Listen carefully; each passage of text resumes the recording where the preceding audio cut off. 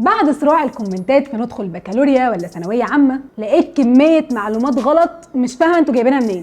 ودي كليات مسارات البكالوريا بعد ما تخلصوها بالسلامه: مسار الطب وعلوم الحياه، وده هيبقى متوفر فيه كليات طب صيدله اسنان، علاج طبيعي تمريض، طب بتوع علوم اداب تربيه، حقوق اعلام واثار، وغيرهم كتير جدا مش هقدر اعدهم لكم. نروح بقى لمسار الهندسه وعلوم الحاسب. منطقي جدا تبقى كلياته هندسه تخطيط عمراني، فنون تطبيقيه، فنون جميله، علوم تربيه، حقوق اعلام واثار، وكليات تانية كتير برضو مش هقدر اعدها. نروح بقى لمسار الاداب والفنون اللي هتدخله لو عايز تدخل ألسن او اداب، اقتصاد وعلوم سياسيه او اعلام، سياحه وفنادق وتربيه، وغيرهم كتير برضو مش هفضل اعدهم. نوصل بقى لمسار الاعمال اللي كلياته هتبقى تجاره، اعمال، حقوق، واثار، وتربيه نوعيه، وبرضو غيرهم كتير. باختصار الكليات اللي هتبقى متوفره من البكالوريا هي الكليات اللي متوفره من ثانويه عامه عادي. الفرق كله هيبقى في النظام التعليمي اللي شرحته قبل كده. وعادي جدا ان الناس تخاف من اي حاجه جديده، بس يا ريت بقى ما تخوفوش اللي حواليكم